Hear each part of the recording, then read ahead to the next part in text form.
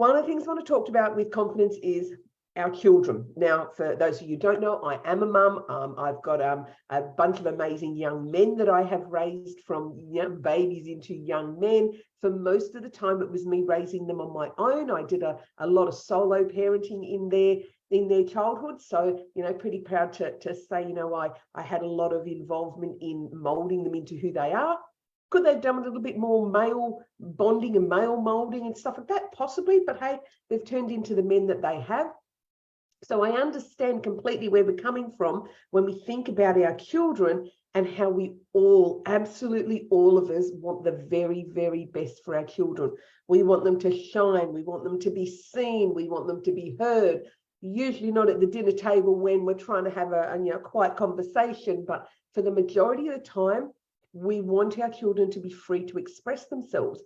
But we know as adults that there's a lot of triggers come from our childhood when that carry forward into adult life. We've been talking about this over the last couple of weeks, how it's the events and the memories of our youth and our young time that tend to manifest and continue through into our adult life.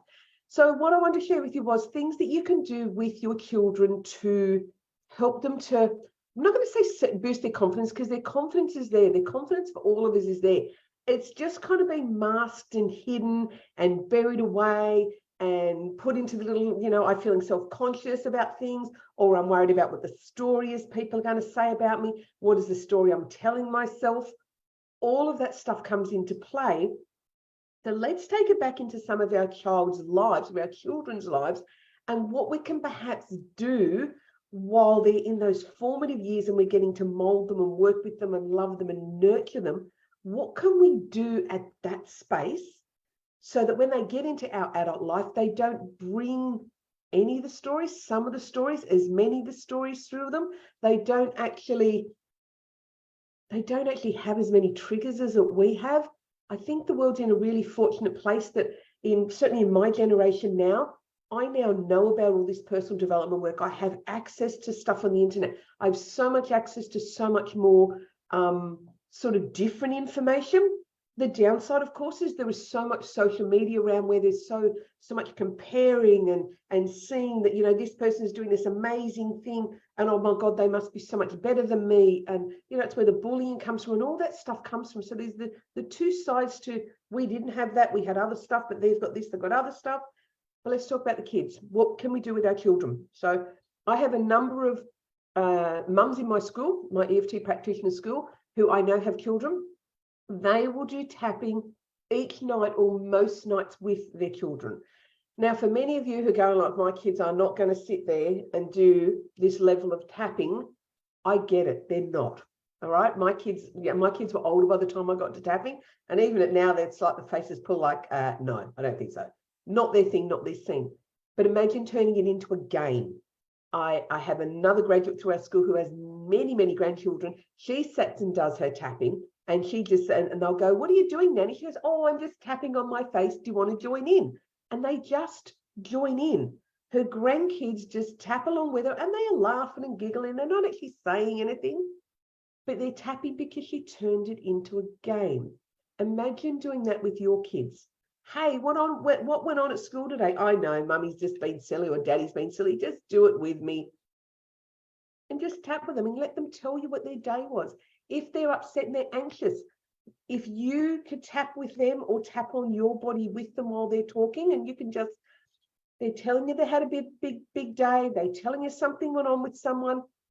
Partly this will help to keep you calm, because our natural instinct is, let's go mama bear or daddy bear on these people who are picking on my baby. We want to, start pulling at people and ripping things, and to stop us reacting. And I say that so we can allow our children the opportunity to express themselves and to talk through the action and the event. And I know lots of us kind of jump into them and you should do this and you should, versus allow them to speak. If you can just tap here while your children are talking, particularly if you're finding yourself triggered, you find yourself a bit stressed, you just want to fix it, you can give them the few minutes and you tap here.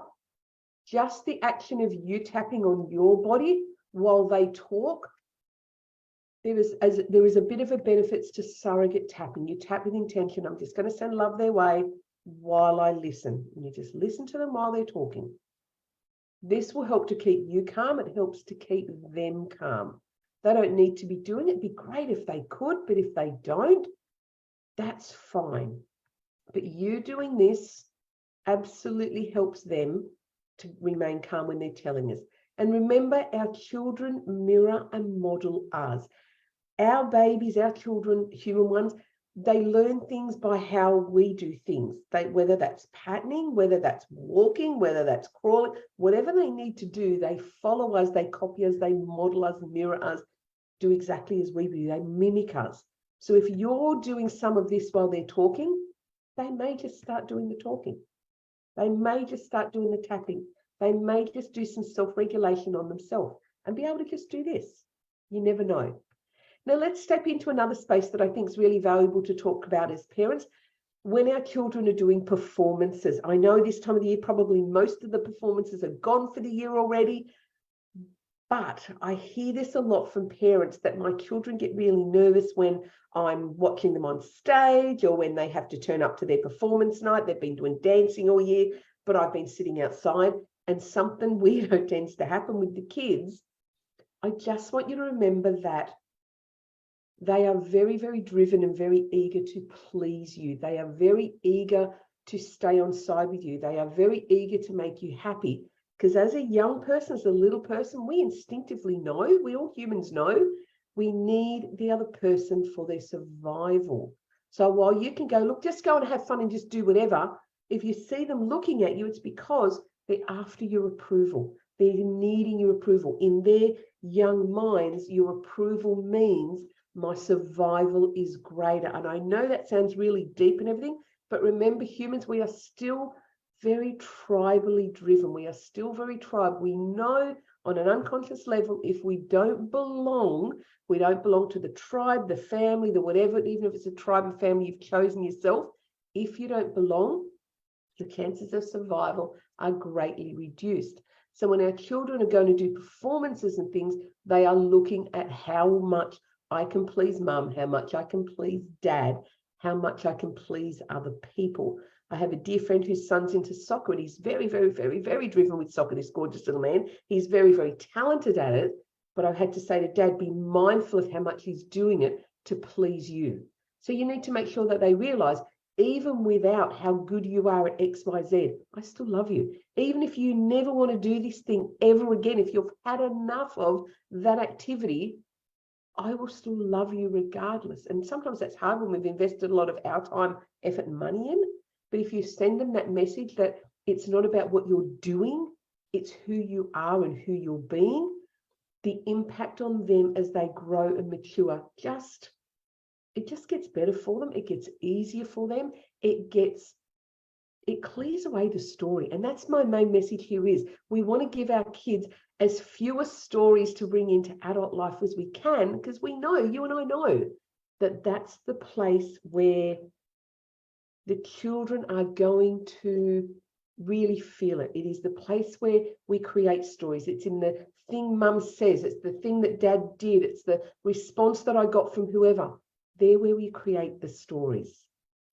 So it has been an absolute lovely conversation that I've got to have with you regarding confidence. I hope you've got a lot out of this. Our masterclasses return on the 1st of February at 6 p.m. The registration pages will go out probably early next year. We're all on a wind down here in Australia. As we know, I've got a gorgeous Leslie, my virtual assistant, who lives overseas, and her team are kind of giggling the fact that we're all going like, we were all about to close for a couple of weeks for holidays, and they're like, no, we just keep going. So we will see you in the new year with our new masterclasses. As I said, it's been lovely to chat to you about confidence. If you have any comments, any questions, please put them down in the question box, the comment box below. Please, if you are watching the replay, enjoy it. And again, you're also welcome to put any comments. We come back later on to these videos and we check them. We make sure that they're, anyone who's got comments and questions for us, we answer them. And it's been really lovely to spend this time. So yeah, just remember, your children, they will copy you, they will mirror you, they will model you. the more work you do on you to boost your confidence and to be calmly, quietly confident in who you are and what you do, they will feed off that.